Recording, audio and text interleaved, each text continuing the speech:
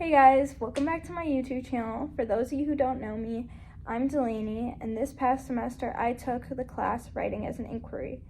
This video is for my viewers who plan on taking it next semester and are Spartans like me. Go green.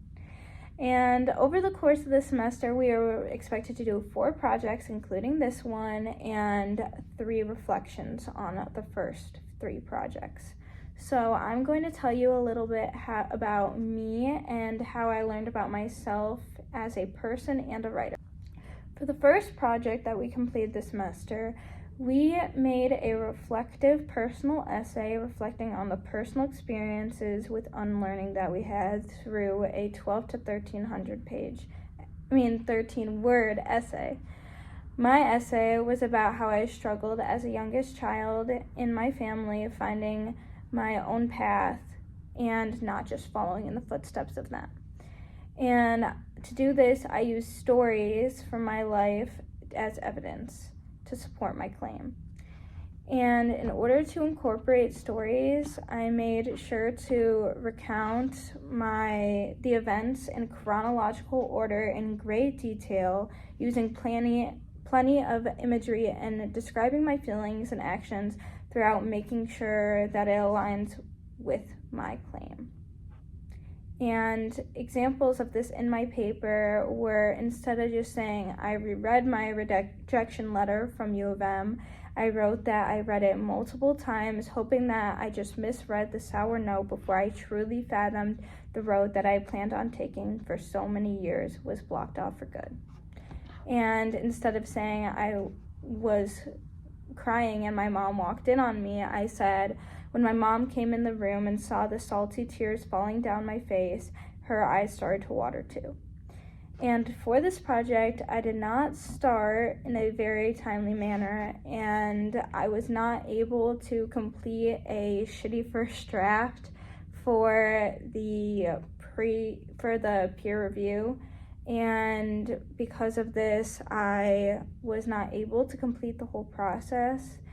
And it was really hard for me to complete the shitty first draft because I'm not the type of person to really rush a first draft, and I'm more of the type to put a lot of time and energy into the first draft and then do minor tweaks for the second and final.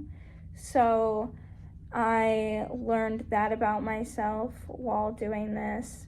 And I also learned that a lot about storytelling, sensory details, but also that time management was going to be a problem for me this semester.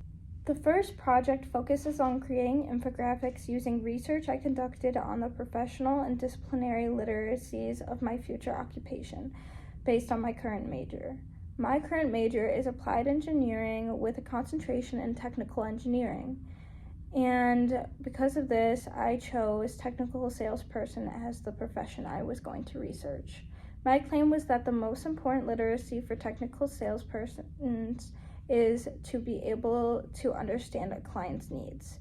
The mode of this project was a written piece heavily incorporating research that we conducted using many different resources, including my favorite, which was the MSU library. And the genre was an infographic, which we got many examples of during class. And finally, the audience was an outsider trying to understand more about technical sales as a profession. Genre, mode, and audience are the 3 main points that make up rhetorical situation in whatever piece of writing you see. To create these infographics, we learned how to make strong stylistic choices and use them to create cohesive images and text that argue my claim. The last step for this project was to create a composer statement, which basically is just a statement explaining how the writer created their work and what ideas were taken to do and steps were taken to do so. And while completing this project, I already knew that time management would be an issue, so I tried to make sure to ask for an extension, which I did end up doing, and I did finish everything on time except for just the final infographic, which took me longer to do. But this is how it turned out. And in my reflection, I really did think that although my work took me longer to produce, I thought that I did a very nice job, and I thought that this was the most beneficial project for me, as I will be doing a lot of research in my future career, and I will need to understand how to conduct my research. And I also learned more about my future occupation and about making arguments through infographics as well. For the last project that I'll be reflecting on is my third project. In this project, I explain the cultural practice that I participate in and rhetorically analyzed it. Rhetoric is based on the intention or meaning behind something, including what is accounted for, the context, and the audience. This project was also multimodal, which means it had to include more than one form of literacy.